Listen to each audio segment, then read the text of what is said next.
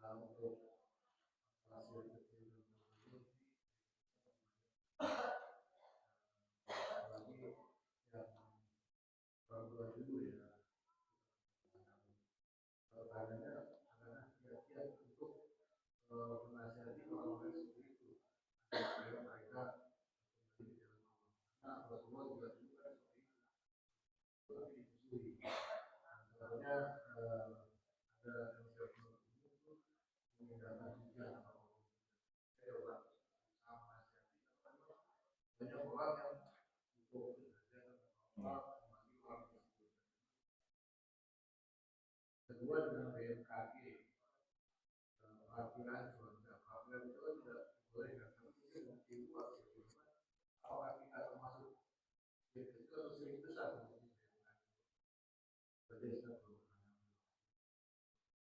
Waalaikumsalam warahmatullahi wabarakatuh. Baik, bagaimana kita menasehati orang-orang yang memang mungkin sudah menjadi tradisi yang diwarisi dari orang tua dulu gitu ya. Yang biasanya orang itu memang berat sekali untuk berubah dari tradisi. Makanya dalam Al-Quran gambarkan wa idza qila lahum ittabi'u ma anzalallah.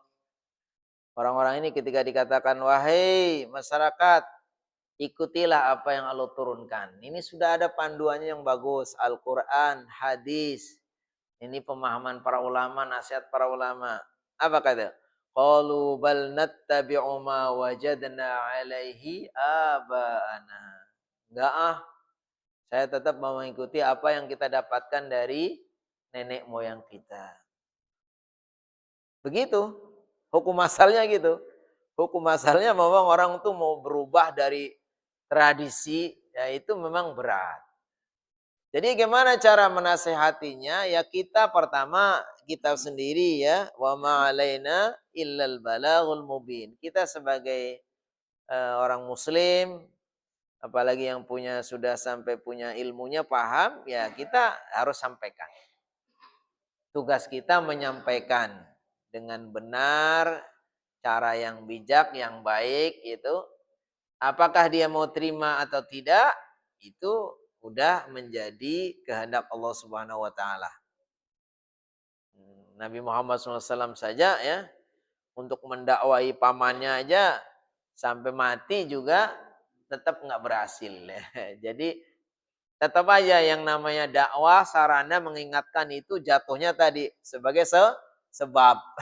Sebabnya ya kita yang menyampaikan, tapi ya hakikatnya hasilnya itu Allah Subhanahu wa taala yang berkehendak. Kalau nggak dapat petunjuk dari Allah ya enggak, mayudlillah fala mayyahdillahu fala mudhillalah wa mayyudlilhu fala hadiyalah. Itu pertama, supaya kita jangan sakit hati ya, supaya jangan sakit hati kita ya kan. Yang kedua, ya kita ajari dengan ilmu. Karena salah satu yang akan bisa menghilangkan tadi berbagai macam ya kebodohan itu kan termasuk musibah dari kebodohan.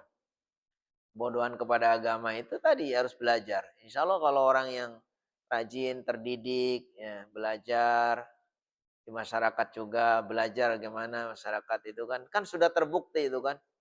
Kalau memang tradisi hitung-hitungan itu masih bermanfaat itu ya pasti ya, orang mau safar dihitung harinya, mau bisnis itu. Padahal kalau orang-orang bisnis itu kelewat waktu 1 menit, satunya itu bernilai sekali. Ini mau mengambil keputusan proyek besar miliaran, nunggu nyari-nyari burung dulu mamanya. Udah alamat gagal, ya kan? Nah, jadi harusnya belajarlah dari situ. Ternyata banyak orang yang melakukan itu, beli rumah tusuk sate, mau nikahan nggak usah hitung-hitung hari juga banyak berhasil. Orang-orang hebat itu berhasil nggak pakai hitung-hitungan. Harusnya belajar dari situ. Kenapa kita masih kekeh lagi itu? Ngundang saudara kita nikahan pada hari kerja. Sedangkan tetangganya semua adalah eksekutif muda semua, ya kan? Dia punya waktu Sabtu Ahad, sedangkan yang lain itu dia kantor. Harus izin cuti. Cutinya udah habis lagi untuk lebaran. Kan ngerepotin. Repotin. Udahlah kalau yang kayak gitu sudah kita saatnya kita tinggalkan. Tapi tetap saja kan ya, kita sampaikan dengan cara yang terbaik. Salah satunya tadi kita belajar, kasih ilmu. Kalau kita nggak punya kapasitas untuk menasehatin tadi, diajaklah ngaji, ya, diajak ngaji ke masjid, ya, ada pembahasan tentang itu, insya Allah ya kan. Tapi tadi ya, ketika orang itu melakukan karena tidak tahu atau memang ya nggak paham, ya kembalikan kepada Allah Subhanahu wa taala. Rabbana la tu'akhidna in nasina au akhtana. Rabbana wa la tahmil alaina isran kama hamaltahu 'alal ladzina min qablina. Jadi kalau memang kita melakukan itu nggak tahu atau salah, lupa, ya kita mohon ampun kepada Allah. Makanya ada wiridan yang Rasulullah SAW ajarkan kepada kita apa? Allahumma inna na'udzubika min an nusyrika bika syai'an na'lamu wa nastaghfiruka lima la na'lamu. Ya Allah, aku mohon kepadamu jika saya terjerumus kepada kesyirikan yang saya tahu tapi saya tetap masih melakukannya. Atau saya terjerumus kepada kesyirikan yang saya tidak tahu. Ya intinya Allah Maha Pengampun. Kalau kita merasa bersalah atau lupa ya kita kan, makanya habis sholat saja kita astagfirullah. Ustaz, kenapa Ustaz habis assalamualaikum kok enggak alhamdulillah? Kan itu menandakan bahwa kita ini sudah Allah kasih kesukses apa, Allah kasih petunjuk sampai bisa sholat sampai selesai. Ternyata enggak kayak gitu. Rasulullah itu mengajarkan selesai salam itu bukan alhamdulillah tapi apa? Astagfirullah, astagfirullah. Tapi kalau ada yang suka baca alhamdulillah ya udahlah. Daripada kita berantem ya udah biarin alhamdulillah. Habis itu susul dengan astagfirullah. Karena dia punya asumsi, punya anggapan ya ini satu karunia ya bisa sholat. Maka selesai salam dia alhamdulillahirabbil alamin. Tapi itu tidak kalau yang Rasulullah SAW ajarkan apa? Astagfirullah. Karena kita sehebat-hebat apapun sholat kita itu ya boleh jadi kita itu sholatnya nggak khusyuk, sholatnya ya kemana-mana, datangnya itu ketemunya kalau lagi salam takbir itu sampai salam itu ternyata jalan-jalan kemana-mana.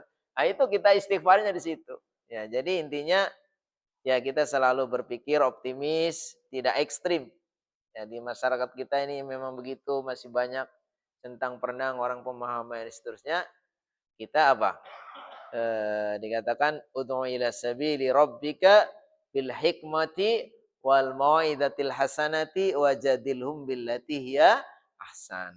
Kita dakwai mereka dengan hikmah, dengan kebijaksanaan, wal mau'izah hasanah dan nasihat yang baik. Wajadilhum billati hiya ahsan. Itu pertanyaan yang pertama. Pertanyaan yang kedua, BMKB. Nah, itu termasuk ilmu yang logis ya. Disebut dengan termasuk itu tanjim. Tanjim itu maksudnya ilmu hitung-hitungan perbintangan atau itu para ulama itu menyebutkan bahwa ilmu tanjim itu termasuk ilmu perbintangan itu hanya fungsinya 3. Pertama itu adalah memang itu sebagai tanda kekuasaan Allah Subhanahu wa taala ya.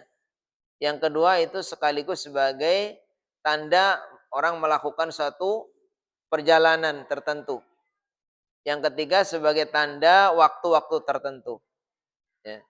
Jadi kalau dikaitkan dengan itu, ya ketika fungsinya itu memang seperti itu sebenarnya boleh. Kayak mau orang BMKG itu meramal itu ada, memang ada ilmunya itu. Jadi itu belum termasuk yang melanggar. Jadi memang ada Allah Subhanahu wa taala berikan ini bintang-bintang tertentu, cuaca tertentu, kemudian hal-hal tertentu, kondisi tertentu itu sebenarnya secara keilmuan itu bisa diteliti.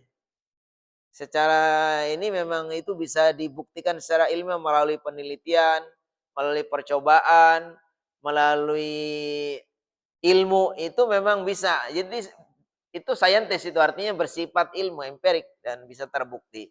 Sehingga kalau kayak gitu nggak termasuk ramalan. Yang termasuk ramalan itu kalau orang ini tadi, ramalan itu bintang bawahnya atau bintang ini, bintang itu, Sagittarius ini, nah itu yang di kemudian ini lahirnya hari ini berarti ini itu yang itu nggak logis itu. Tapi kalau BMKG itu secara keilmuan memang dibenarkan. Dan dalam agama itu tadi selagi hitungan-hitungan itu berfungsi sebagai pertanda, menunjukkan tanda sesuatu, kemudian sebagai panduan sesuatu, kemudian sebagai bukti-bukti kekuasaan Allah itu termasuk yang dibenarkan. Kalau ya saya lihat mungkin di BMKG itu termasuk kategori yang ini, kategori yang bukan untuk ramalan, tetapi ini kategori yang logis berdasarkan eksperimen dan berdasarkan sains ya, dan itu memang terbukti ya secara empiris itu bisa dibuktikan kebenarannya. Wallahu a'lam bishawab. Ya. Ya. Oh, ada lagi. Enggak.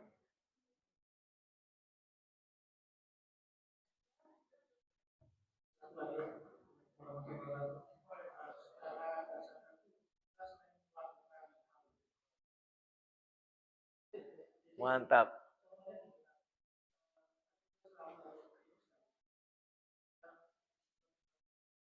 So,